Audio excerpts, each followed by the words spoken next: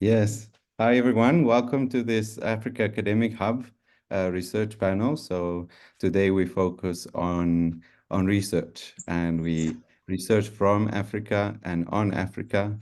And we invited some distinguished panel speakers for today's session. So we basically today we'd like to give you some exposure to some of the work that is done on the continent by some of our most distinguished researchers, and also to learn from them. And that's why we will have a bit of a panel discussion at the end. I would like to then welcome our panel speakers. First is Professor Raghda El Ebrashi. She's from Egypt, and I'm so glad she's here because she's also representing the North that we don't often get in our meetings that are mostly pushed from the South. But anyway, welcome, Raghda. She is the Dean of the Faculty of Economic and Business Administration at the German International University in Cairo. She shares with me a passion for social entrepreneurship, as you will see from her publications if you check her on Google Scholar.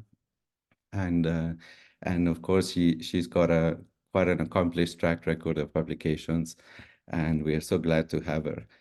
And then Professor Willie Chinyamurindi, he is at the University of Fort Hare here in South Africa. I say here because I'm dialing in from Pretoria, South Africa. He's an NRF-rated researcher, which is a great accomplishment at the national level for us here. And he focuses on organizational behavior and has a lot of focus also on Pan-African topics and the development of individuals and organizations. So I'd like to welcome him. And finally, last but not least, Professor Chux Iwu. He is a professor in entrepreneurship and management at the University of the Western Cape in South Africa, and he has quite a decade of research efforts and publications in entrepreneurship education, trying to bridge the gap between practice and theory. Also, as we will hear probably about his own world and universe down there in the Western Cape. So welcome to all of you guys. And I'd like to leave the floor to our first speaker, Raghda, to speak about multifaceted social enterprise research. Thank you very much.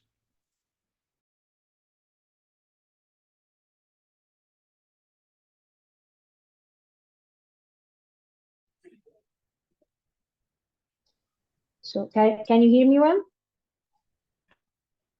Yes, I can. Yeah.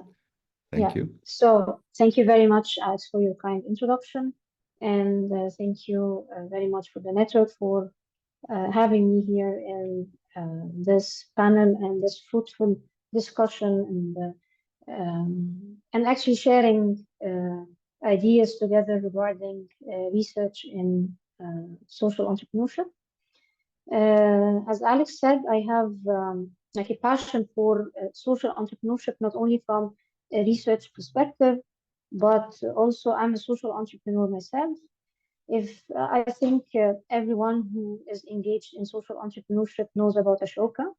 So I'm an Ashoka fellow since 2010 because of I founded an organization that is working on the poverty eradication and providing employment opportunities for marginalized youth in Egypt in some innovative ways.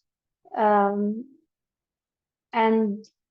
because of that, I got this passion of doing my PhD actually on strategic management in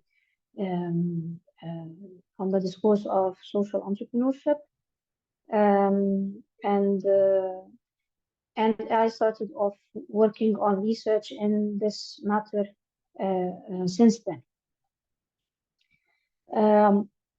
My talk will be around the multifaceted social enterprise research that I am focusing on. My research is actually taken from mainly two views: the institutional view of social entrepreneurship and the firm view of social entrepreneurship. From the institutional view, I'm very interested and I've published work related to social enterprises and institutional voids. So how social entrepreneurs address social institutional voids in emerging countries, be it formal institutional voids or informal ones. I'm also interested in research related to social enterprises as partners for multinationals at the bottom of the pyramid. So I have this paper that works on how multinationals, in order to emerge in developing countries, they partner with social enterprises because they have innovative strategies to reach bottom of the pyramid population. One paper that I am actually submitting very soon that is related to social enterprises and institutional logics, focusing on hybrid tensions, but from the perspective of state logics rather than market or community logics.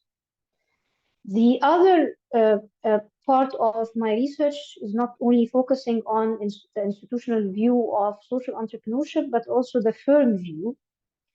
My very first paper, and the one I love actually, is a planned behavior view for social entrepreneurship.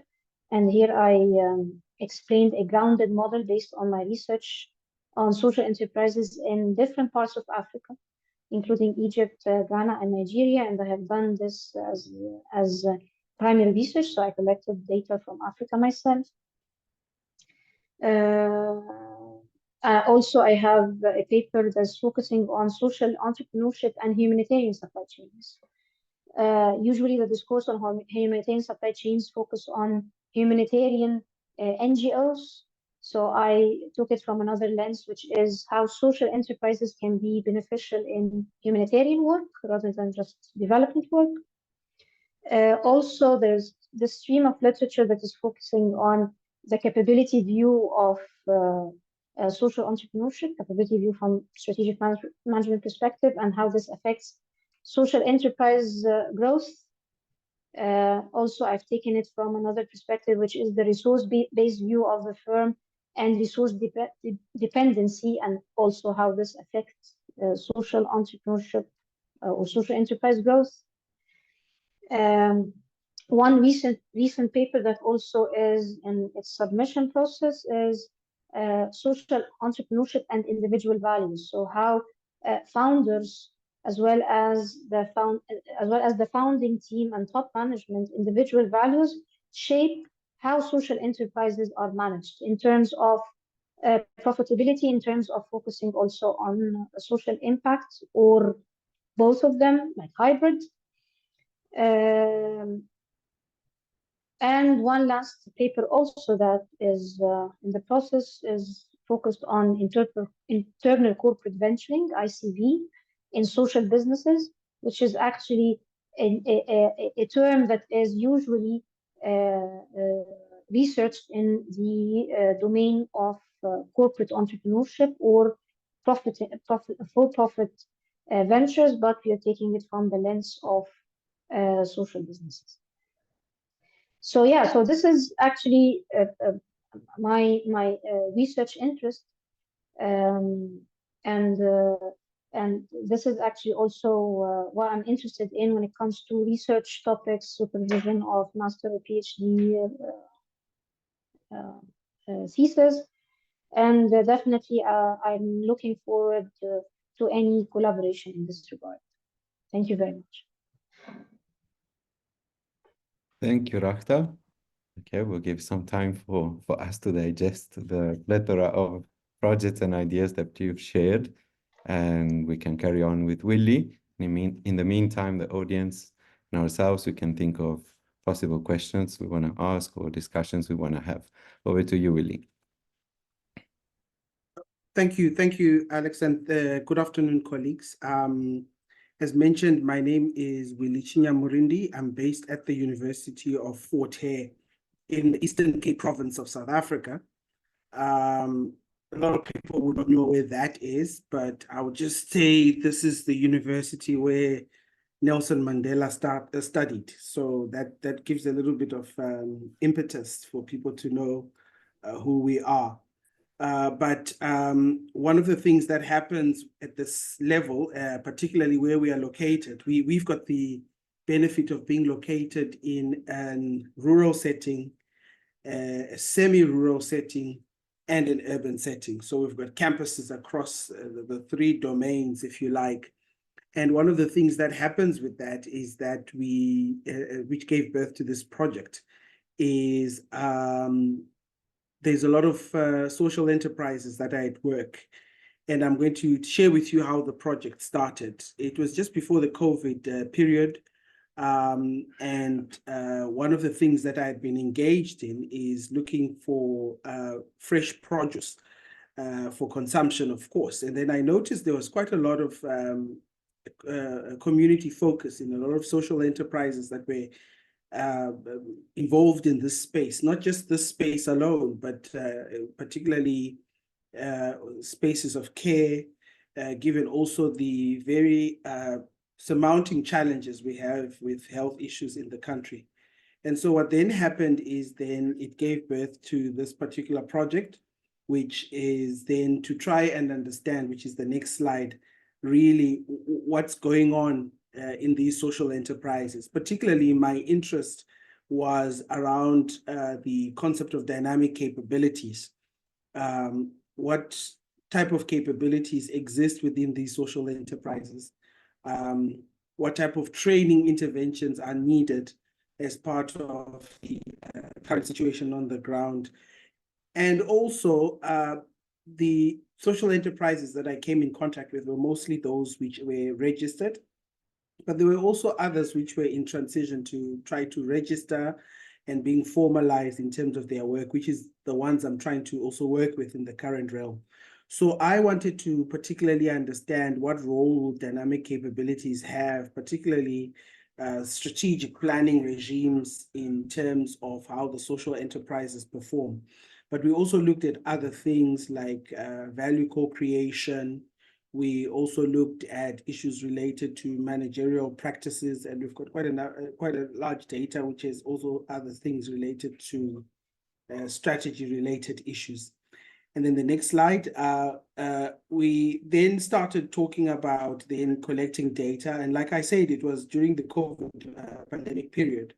So we didn't have access. Just when I made contact with these social enterprises, about 190 of them, covering the length and breadth of the Eastern Cape province, South Africa was put into lockdown. And so what started then happening were engagements online, lost some of these contacts because some of the colleagues in these social enterprises did not really have a presence online. But we managed to set up an online survey, and we distributed it, and we negotiated access, which was always difficult because I think the issue of research fatigue is a common issue in different contexts, as was in our particular context. So I needed to then offer the social enterprises some form of a benefit for taking part in the research. So in addition to the paper write-ups, which we as academics do, all the enterprises were given a management report about what the particular implications mean of the work that was done. But particularly, we're starting to partner now with provincial government here and municipalities in trying to pinpoint these social enterprises to be known in the various localities that they operate within. So this has now helped actually in getting a database of social enterprises, number one, but number two, it has also helped us in now connecting these social enterprises to partners that matter. So I can share with you an experience of having one of the social enterprises that being connected to a potential funder to the projects that they were doing. And we just really wrote a newspaper article, a column in the newspaper. It got featured and it connected the colleagues. So these are the two published papers from the project. Like we said, we're still developing some more, and colleagues are welcome to read about them. The first one was in the Social Enterprise Journal. It was looking more on the role of value co-creation and its mediating influence on strategic planning and the performance of the social enterprise. And the second one, a recent one, is in Journal of Social Entrepreneurship, where we were looking at, again, the role of strategic planning and network capability, particularly on the social enterprise performance. The next slide, we then sum up to say, what does this all mean? And I guess maybe this is where I'm talking about from the cradle to the grave. Really, it's a resurrection, as I use the word there, because I really think there's a lot of depth and potential in projects like these, even future collaborations with the database that we've got. And I think a need exists for us to prioritize the dynamic capability movement within social enterprises as organizations. I also am reflecting on conducting research under lockdown, particularly using online methods and these implications. And I think one of the things that I loved about this project was the idea of voices that matter. As a researcher, I was magnifying those voices, and I would actually say that my role was to just raise the volume of the impact that these enterprises have. And in terms of future directions, like also open to collaboration, but I think the collaboration we also would like is a collaboration that will also see some tangible impact to the social enterprises, not just making theoretical contributions. Thank you for listening and looking forward to hearing from you.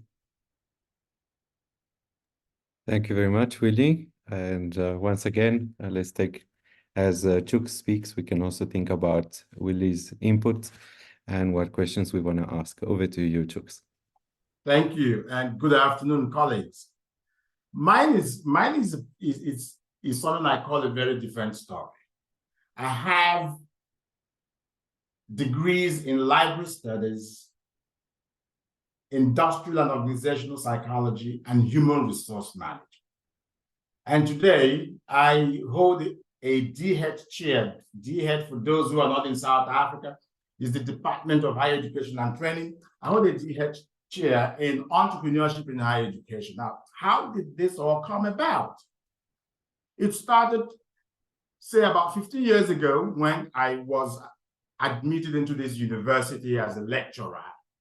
Not this particular one, another one. I am with the University of the Western Cape in Cape Town, and we are always very excited, when we hear folks from Alice and Eastern Cape talk about how glorious their zones are. So I was in this university as a human resource management lecturer, and in that particular department, there was a small unit called this Unit for Small Business. And so not too long after I had joined, that unit became a full-fledged department of entrepreneurship. And some of us were moved to that department. And a guy called Wilfred Ukbere, he's now with the University of Johannesburg, was appointed head of department. He left that university for UJ. And when he did, we were moved to a department called Retail Business Management. In other words, none of the officers in that university felt we mattered at all. And so when we got in there, as luck would have it, the university that I was with at the time appointed a guy we would refer to as a cowboy. He's Mzika Yise Binza as dean. He came over to this university as dean of the Faculty of Business and Management Sciences and thought, no, we can't just we can't be a program in a department. We should be a department.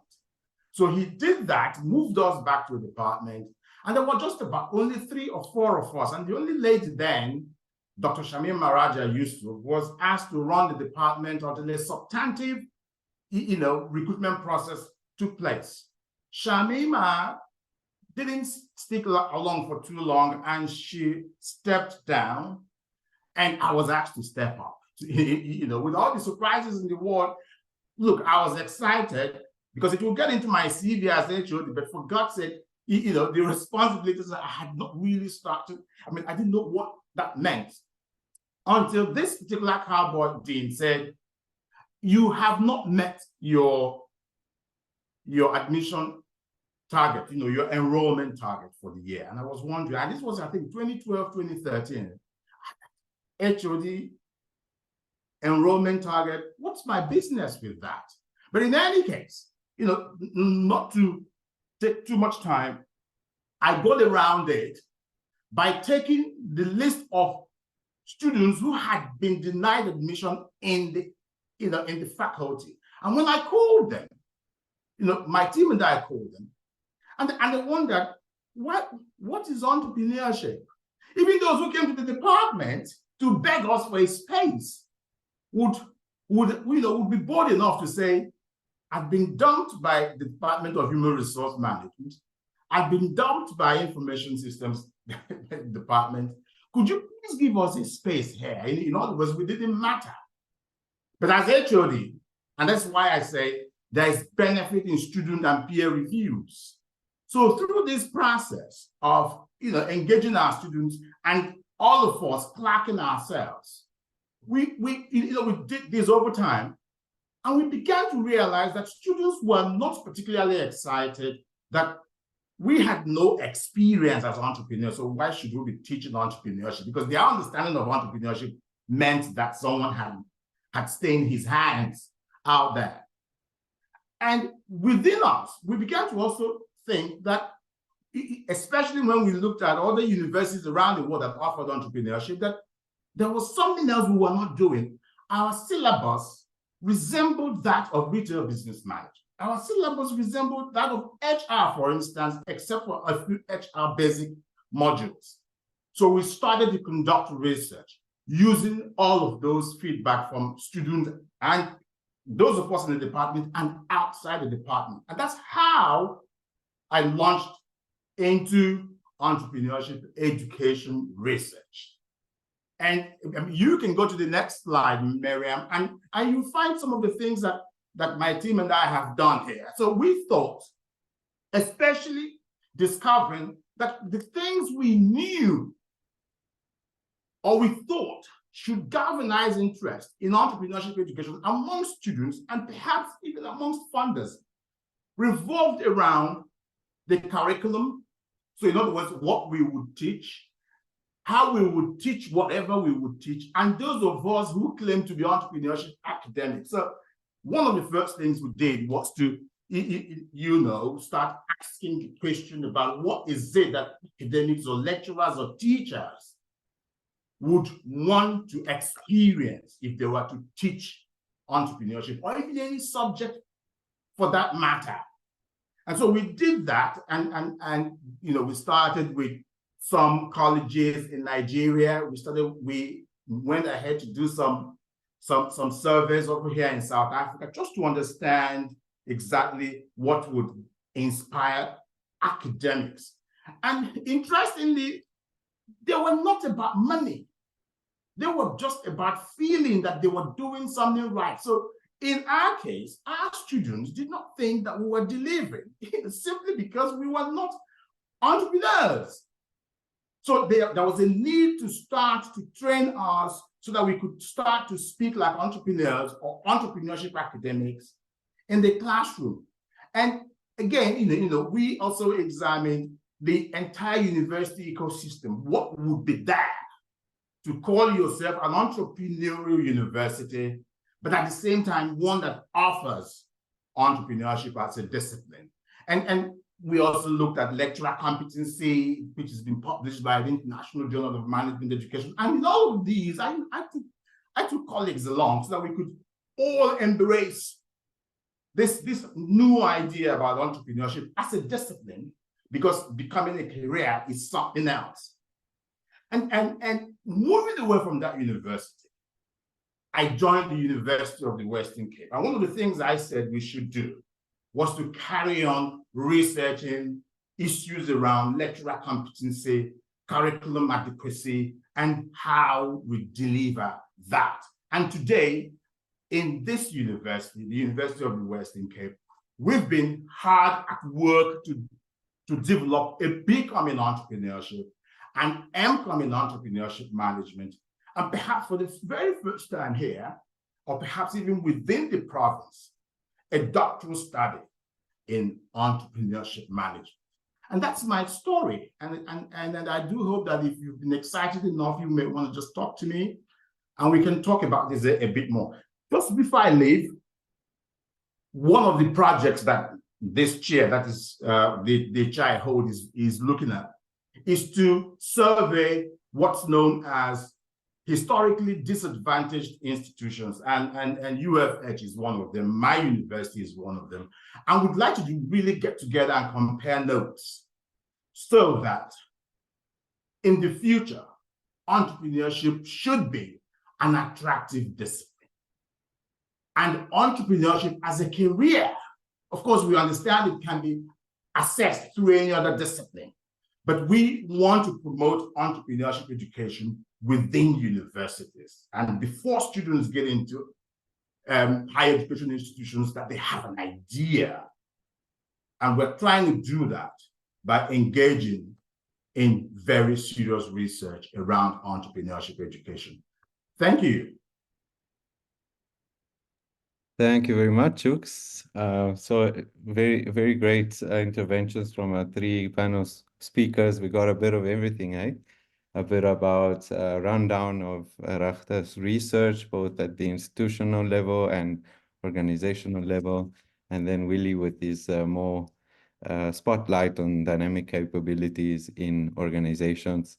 And I also like how Chux is reflecting on his own practice and how he got involved into research to improve his teaching and his department's teaching practice, going to scientific methods and research to find solutions. So that's great. I could lead with a few questions.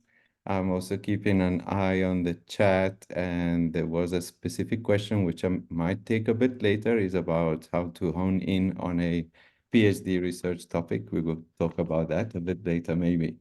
So maybe first question to Raghda, if you like to, let's see if you can have a constructive conversation. But you spoke about, you know, the work around institutional voids, and I think, you know, there's different. It's quite a buzzword, and especially when we think of so-called developing contexts and institutional voids.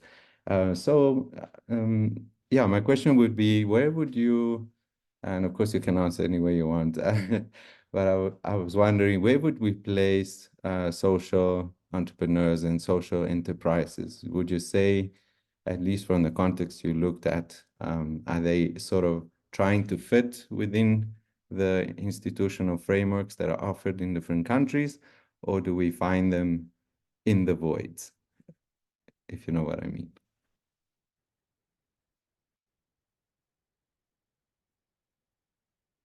Is Raghda here? Raghda, I cannot hear you. Yeah, I was muted, sorry. So Okay. from my understanding of your question, and please let me know if this is the answer that you're looking for. From my own perspective,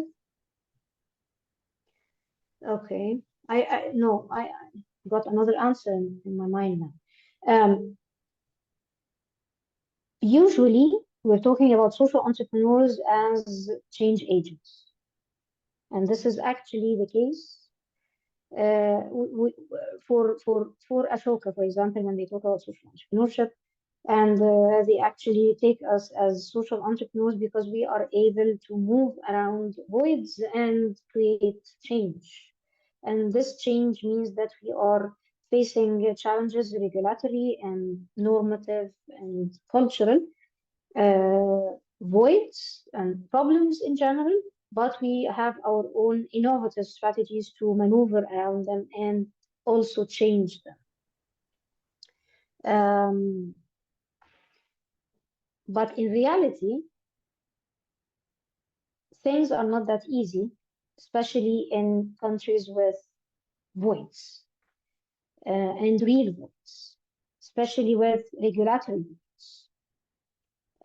When it is sometimes dangerous to change or very, very, very difficult to change.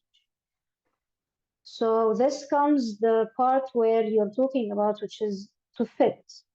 So I don't see social enterprises fitting in an environment with voids, because this will make them a regular NGO. So if you're talking about social entrepreneurs, we're talking about people who want to change something. But definitely in countries with lots and lots of voids, and especially regulatory voids, um, sometimes social enterprises reside to um, like trying to conform to certain parts of the environment, while trying to change other parts of these voids, so called. I don't know if I understood your question clearly. Yeah. That's precisely, I mean, it's just to spark a conversation around this whole notion of, voids. Are they a threat? Are they an opportunity? Is it the space where they operate and try to overcome I mean, a lot of entrepreneurship research is about precisely, turning a challenge into an opportunity. But of course, when it comes to institutions, it can be quite a challenge. So I was wondering, I just wanted to comment on that.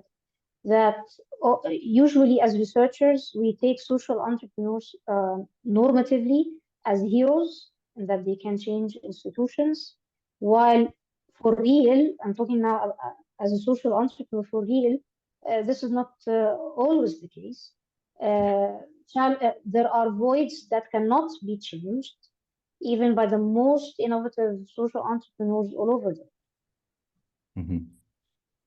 Okay. Anyone who, of course, it's a bit of a conversation. Anyone who'd like to add anything or ask a follow-up questions, they're welcome to.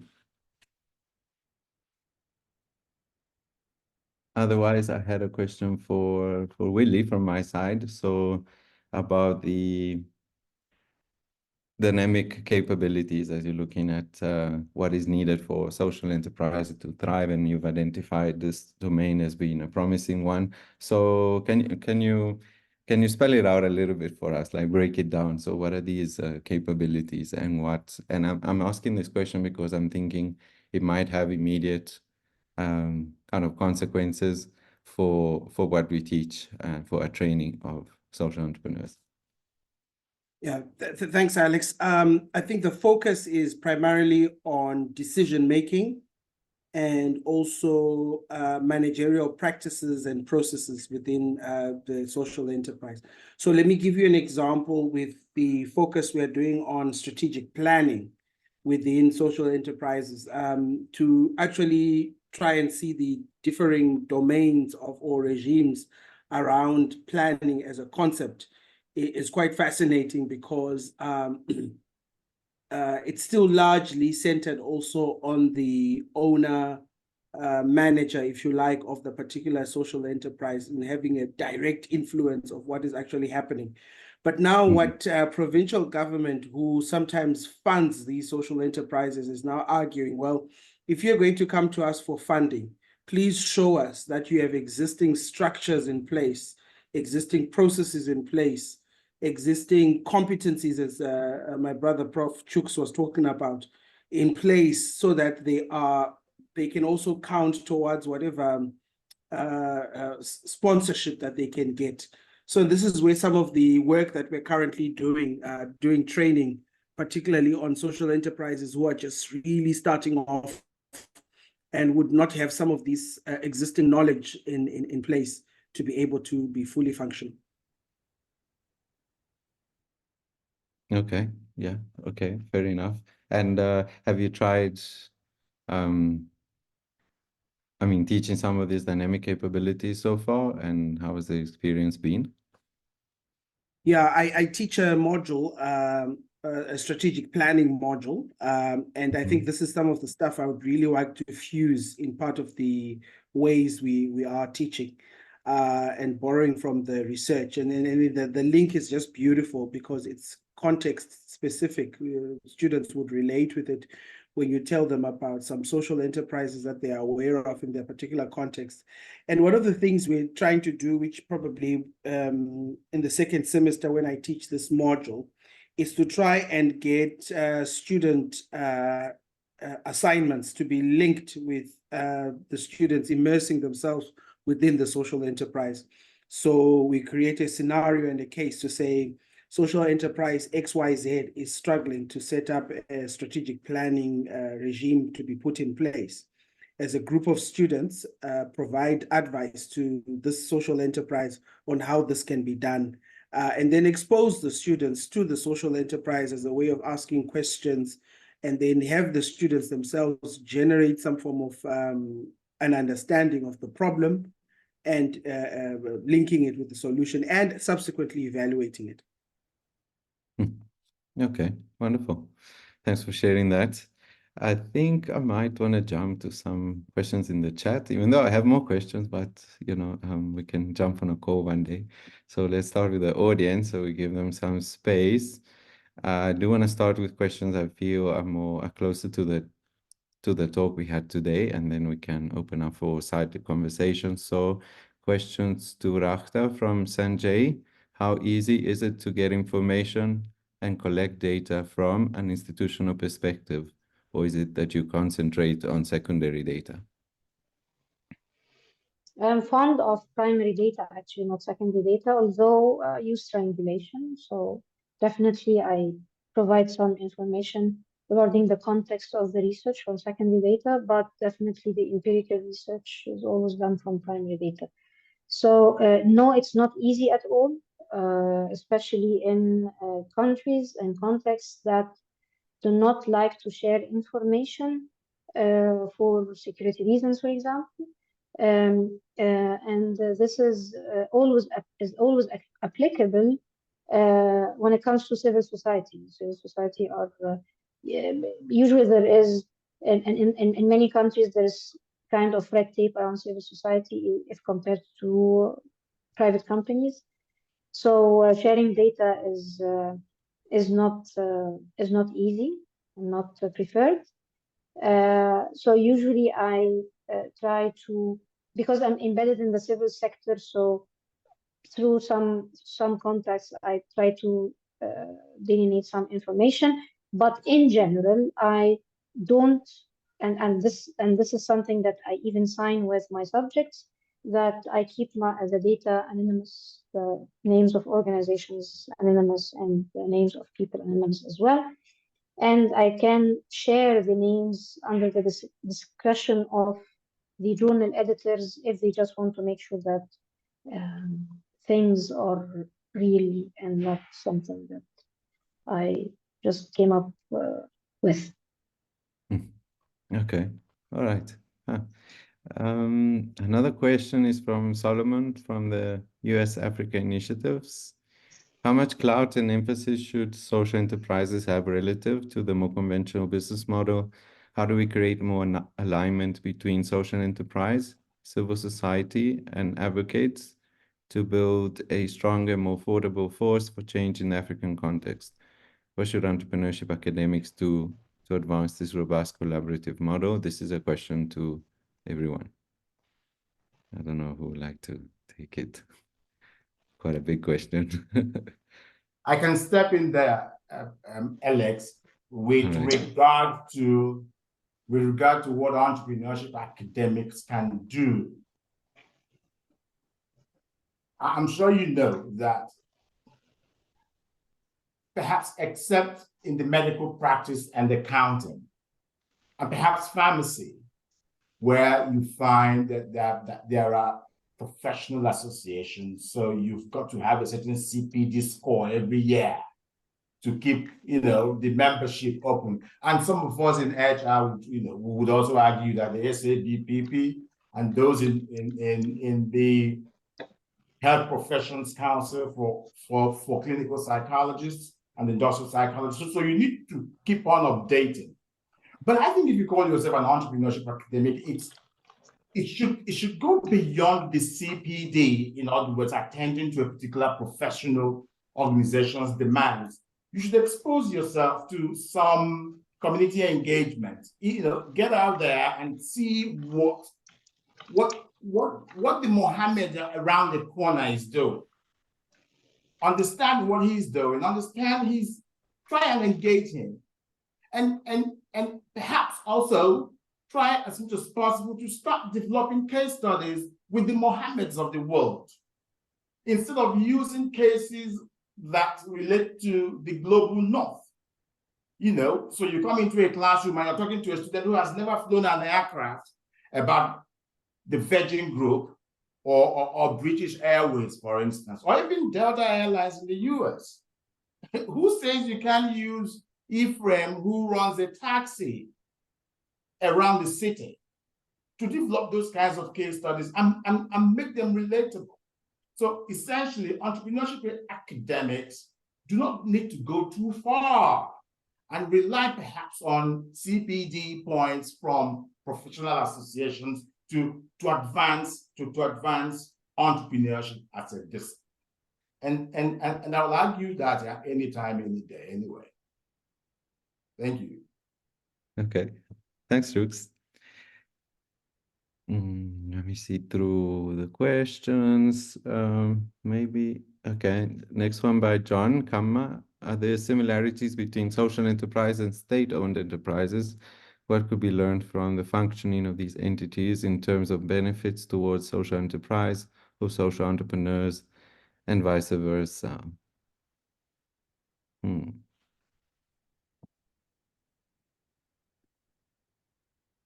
Any takers? I'm not sure. So, well, at least from my side, what we've seen at least from the European project on the social enterprise topology, we know that some social enterprise have sort of migrated and become social enterprises. The model developed by De Fourny and Nissan is about this, how some social state-owned enterprises then become more commercial, but they maintain the sort of common good and the mission. But other than that, I would say that there might be similarities in the sense that both are trying to fulfill a social mission, and they have an interest in the larger common good. But of course, at least from the way I conceive social enterprise, there should be quite a strong entrepreneurial element, and so that makes them quite different. Sometimes I tend to see social entrepreneurs more as entrepreneurs than anything else. So that would be my 2 cents. So yeah, that would be my 2 cents. I also don't want to take too much time. Willie, okay, I see that it's the same people asking questions. There was another question about PhD, but I can't find it anymore. I don't know if it was deleted. Anyway, right. So a question to Willie from, let's take another. Yeah, from Willie. Maybe as you're searching, Alex, just weighing in, I agree with you about the state-owned enterprises. This is Vincent Ogutu, Strathmore University in Nairobi, Kenya. Yeah, so I don't know. When I think of a social enterprise, I'm thinking of entrepreneurs behind it.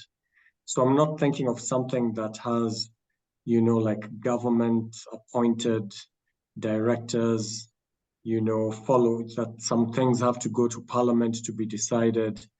It's so different from what happens in a like an entrepreneurial venture where the entrepreneur and the team are making all the decisions, rolling with the punches. There's no bureaucracy. So I see a lot of differences in that regard. So about the only connection that I can see is what you said, that they might be solving a social problem. And even then, not necessarily so. So a state-owned enterprise might not be solving a social problem. They might be performing a state function, like, okay, you're the one in charge of importing oil, do it in an orderly way.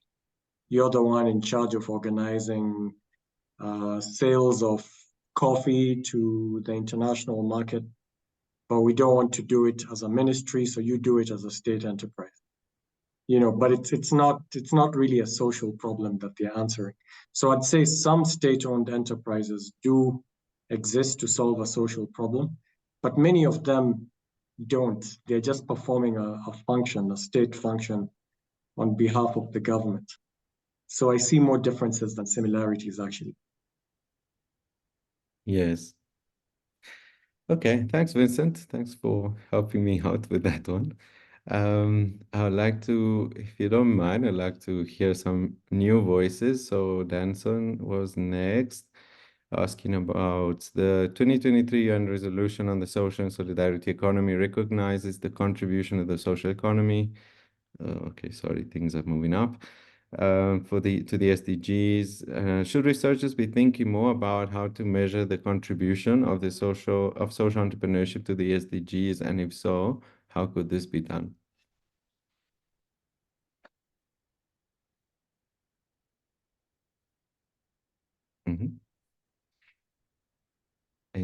Also, the audience is welcome to chip in if anyone has opinions about any of the questions.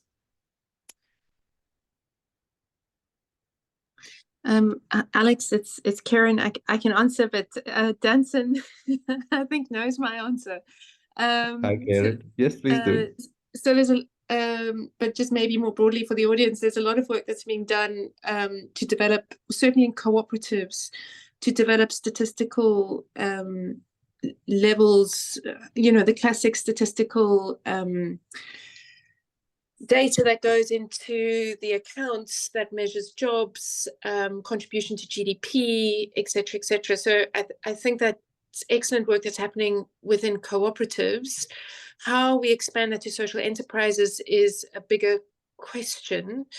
I'm personally not convinced that the social enterprise sector is at that level of discussion, and also whether we want to replicate these methods of measurement, because they don't really give much insight into the extent of value that social enterprises and social and solidarity economy organizations more broadly bring to the wider society. So, is a measure of jobs, for example, if you consider that social enterprises are mostly micro enterprises, a sufficient measure of the value that they bring? I think those are questions that we still need to answer. And when I don't feel that we have sufficient enough quantitative data yet to get us to that point. Thanks, Karen. Maybe I was gonna read your question next, so maybe I don't know if you want to read it sort of pose the question to the panel live. Karen? Yeah, sure. Hi everyone. I'm sorry, I joined late and I'm on my phone, so I'm a bit clumsy, but it's lovely to see everyone. I'd really appreciate the thoughts from the panel on our positioning of social enterprise from a bit of a Western perspective, and how this means that we've got quite an established identity for how the organization looks, which possibly excludes informal organizations and micro organizations like I just spoke about. I'd really love to hear the panel's thoughts on whether they see informal organizations in their social entrepreneurship research and how they approach studying that. Thank you.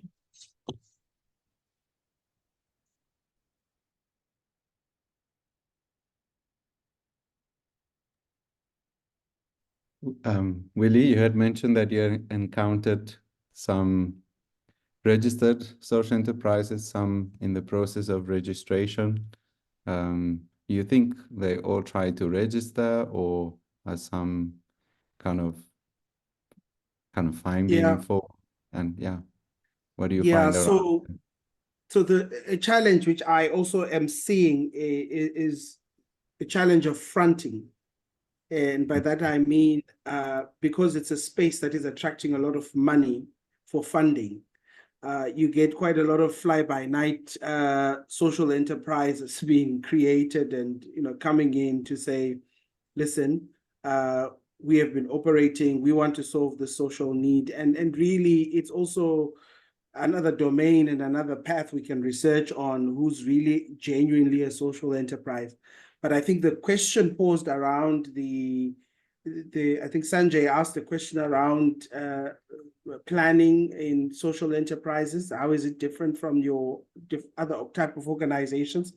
And I think that's a shortcoming that we acknowledge in our work, that because we do not have already existed scales which are particularly tailor-made for the social enterprise, let alone for the African social enterprise, we are hoping that more qualitative work could be done to try and understand the complex processes that are happening in some of these social enterprises. And I think it's an enduring conversation. It's ongoing, and I think a platform like this can only create opportunities to network, to actually understand if it's in Kenya, it's in South Africa, Malaysia, you name the spaces that I represented here. How can we come up with localized flavors and understanding to the social enterprises we've got? Thank you very much, Willie. I think, unfortunately, we're already over time, and I need to stick to the plan. I know there were more questions than these. I tried to give a voice to everyone who had questions. And of course, we can engage more. I believe our LinkedIn profiles were shared in the chat. And you can also get in touch with Debbie and Miriam. And we can, of course, it feels like it points to the need for another session. And I hope you'll join us again. Right, so this is for me to tell you how you can engage a little bit with the Africa Academic Hub, which is a partnership at the moment between Catalyst 2030 and ANSES, the African Network of Social Entrepreneurship Scholars, and ACOSA, which is a social entrepreneurship conference in Kenya. Perhaps let's run over to the next slide already. But basically what we try to do is to share best practices when it comes to teaching, also to share our research and anything that can advance the training of social entrepreneurs on the continent. So keeping heads up, there will be the ACOSA conference in May from the 15th to the 17th in Nairobi, Kenya. Jonas should be here if he wants to say something, maybe half a minute. But it was a very well-represented conference last year with about 450 delegates. So it's a great conference. Jonas, if you want to say anything, you can jump in at any point. And well, you can also offer to present your teaching, innovation, or research at the next event, and you can reach out to Miriam for that. So our previous edition, we had also showcased some of our teaching interventions or best practices, and so on. You can also join ANSES. So ANSES is the African Network of Social Entrepreneurship Scholars. I'm proud to have Karen here today. She's a co-founder, co-creator of that network with me and Philip de Burla and others who have contributed over the years.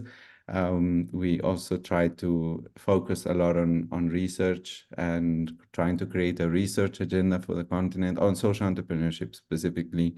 And also the website has so many resources for teaching in the classroom, webinars that we did and so on. So go check it out.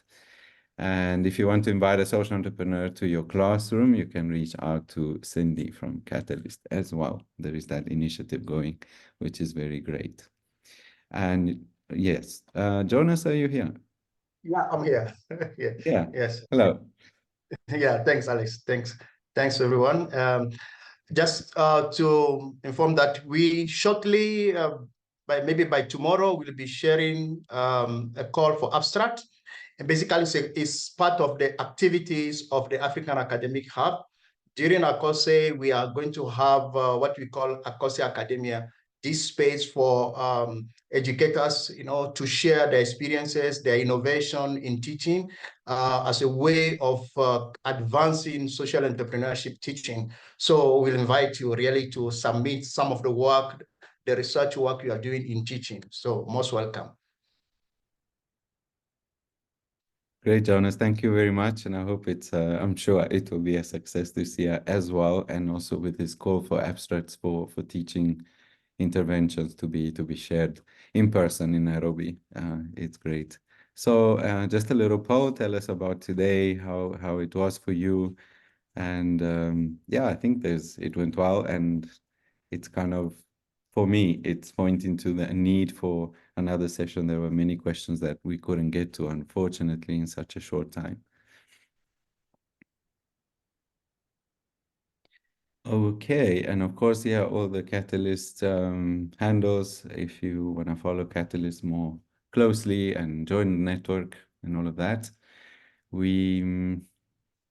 Yeah, coming up then is the conference. Keep an eye on the COSE conference, go check it out, and hopefully the call for abstracts will reach you in the next few days. I don't know if Debbie wants to add some closing remarks. Debbie, thanks for this session. Behind the scenes. I would love to do some closing remarks. I think the panel was absolutely brilliant. I absolutely love the discussions and the engagement with all the attendees. So thank you all for engaging with that. We'd love to hear other comments and suggestions for this space. So feel free to reach out to myself or Miriam or Alex or Jonas. We'd be happy to learn a little bit more from you, and we'll put our information in the chats. And since we do have 2 more minutes, Danson, if you have not left, I don't see him. I want to do the slide there on the data that the World Economic Forum just published. Is Danson here? I'll just bring up the slide if he's not. Yeah. Hi, I'm here.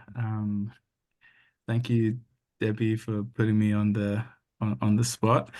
I'll quickly just mention some data that was published in back in January. So the Schwab Foundation for Social Entrepreneurship, which is a platform at the World Economic Forum, convenes. We have a project called the Global Alliance for Social Entrepreneurship, convening private sector, public sector, international organizations, including other intermediaries that work with social entrepreneurs around the world. And so this data was published by basically aggregating data from all of these different networks that we have around the world, and basically adding up the numbers and trying to come up with 2 things. One is an estimate on the size, contribution, and impact of social entrepreneurship around the world.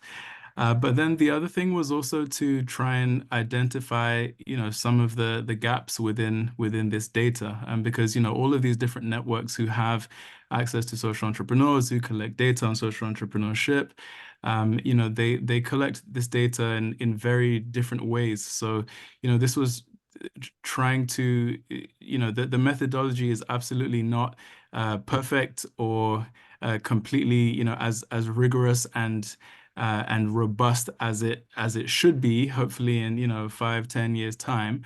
But the idea of it was to kind of try to come up with a bit of an estimate with the data with the limited and the flawed data that we have, and to try and come up with the best possible estimate of that, but also to point out what are the flaws and what are some of the gaps, I should say, within the way different people are collecting data on social entrepreneurship, and to highlight that. And that's really the part that I think is probably the most meaningful for data and research gathering on social entrepreneurship. Is really kind of just some of the gaps. And so feel free to have a look at our website for information on that. And there will be a report which is coming out, I believe in April, which shares a more detailed deep dive into what the methodology that we used. And as always, especially from all of you who are coming with much more academic rigor than we are at an international convening multi-stakeholder platform, we really do welcome your feedback, your comments, concerns, just areas that we can improve in this data collection. But yeah, you can see there that about 10 million social enterprises that we're estimating that are there around the world. But there's a long way to go with all of this data collection, and by far not perfect, but it's just an attempt to kind of move forward on data collection or on social entrepreneurship. Thanks, Debbie, for throwing me in there. Thank you very much. All right. Well, thanks everybody. It was my pleasure and honor to moderate this session with Raghda, Willie, and Chux, and everybody's contributions as well. Thanks once again, Debbie, Mariam, and team for putting this together. And hope to see you guys soon. Keep in touch.